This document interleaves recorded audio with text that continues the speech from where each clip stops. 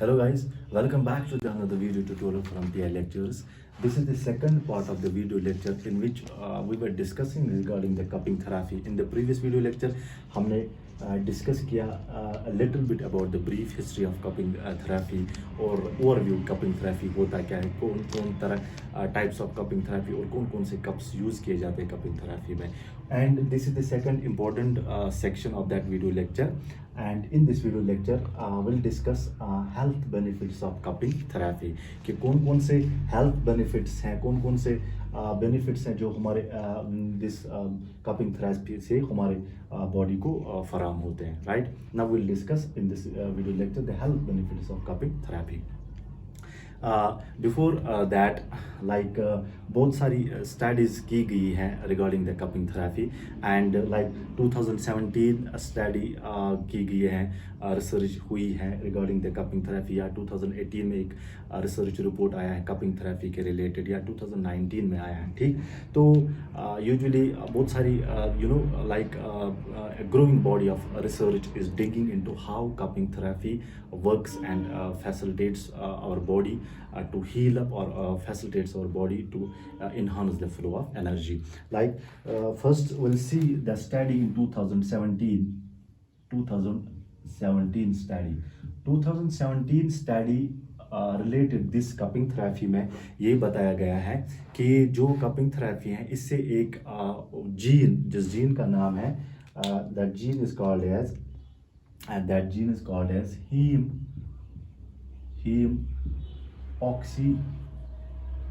Haem oxygenase first. And ये बताया गया है इन 2017 स्टडी कि हीम ऑक्सीजनेस फर्स्ट जीन जो है वो एक्टिवेट हो जाता है. एंड जब ये वाला जीन एक्टिवेट होगा हमारी बॉडी में, तो जो भी हमारी बॉडी में वेस्कुलर इन्फ्लेमेशन जो होता है, यूजुअल वेस्कुलर इन्फ्लेमेशन, वो रिड्यूस होता है या वो प्रिवेंट हो जाता है, राइट. सो फर्स्ट हम देखेंगे 2017 study, second will see 2018 study, then will go to that 2019 study, right. So 2017 study में ये बताया गया है कि heme oxygenase first gene activate हो जाता है कपिंग थेरेपी से, एंड वो यूजुअली किस काम आता है, to prevent the vascular inflammation,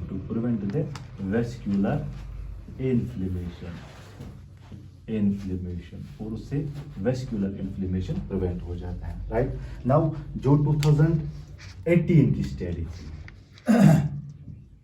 जो 2018 की स्टडी थी 2018 study. So now we'll see 2018 study. In 2018 study regarding the cupping therapy, ये बताया गया है कि जो cupping therapy है इससे बहुत सारे जो multiple ailments है वो treat हो सकते हैं. In a review of study in 2018, like for example ये बताया गया है कि इससे जो cupping therapy है इससे क्या होता है, जो पेरिफेरल ब्लड सर्कुलेशन होता है, पेरिफेरल ब्लड सर्कुलेशन जो होता है वो इंक्रीज हो जाता है, राइट. नंबर वन, जो पेरिफेरल ब्लड सर्कुलेशन होता है टू द बॉडी या टू दैट पोर्शन, वो इंक्रीज हो जाता है. नंबर वन, जो स्किन का बायोकेमिकल प्रॉपर्टीज हैं वो चेंज हो जाता है. जो बायोकेमिकल प्रॉपर्टीज हैं, बायोकेमिकल प्रॉपर्टीज ऑफ स्किन जो होती है वो चेंज हो जाती है. Number second.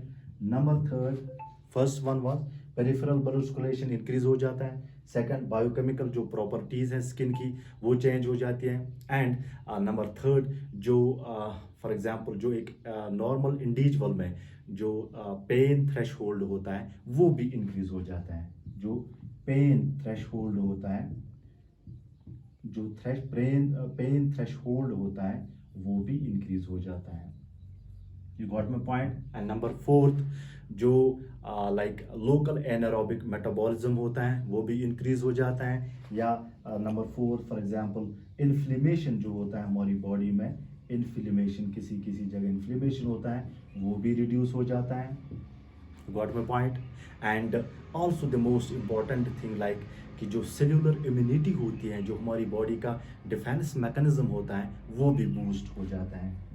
जो इम्यूनिटी होती है इम्यूनिटी होती है, नेचुरल इम्यूनिटी होती है बॉडी की, वो भी बूस्ट हो जाते हैं। ठीक, so these were some important important studies in जिसको कंडक्ट किया गया है 2018 में, और जिससे ये पता चला कि पेरिफेरल ब्लड सर्कुलेशन कपिंग से इंक्रीज हो जाता है, biochemical properties of skin change हो जाता है, पेन थ्रेशोल्ड जो नॉर्मल इंडिविजुअल में होता है वो भी इंक्रीज हो जाता है, इन्फ्लेमेशन रिड्यूस हो जाता है, और जो नेचुरल डिफेंस मैकेनिज्म होता है हमारी बॉडी में वो भी बूस्ट हो जाता है, उसे स्ट्रेंथ मिलती है। लाइक, और जो एक और लास्ट स्टडी जो 2019 में हुई, 2019 की स्टडी जो थी रिगार्डिंग द कपिंग थेरेपी, उसमें ये बताया गया है कि कपिंग थेरेपी से नाइट्रिक ऑक्साइड जो होता है, नाइट्रिक ऑक्साइड वो रिलीज हो जाता है। एंड वी नो जब नाइट्रिक ऑक्साइड रिलीज होगा तो जो नॉर्मल ब्लड सर्कुलेशन हमारी बॉडी में वो इंक्रीज होगा। You got my point.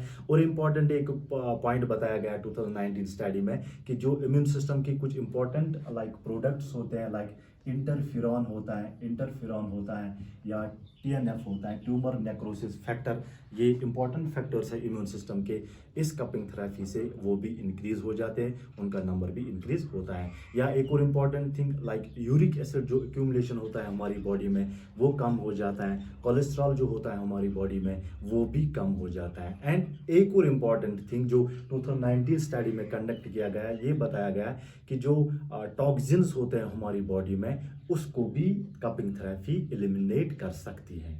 You got my point. Now we'll see, like for example, despite these multiple theories, despite these multiple claims or studies, actually more quality research is still needed to evaluate the true effects of cupping therapy. Thank you.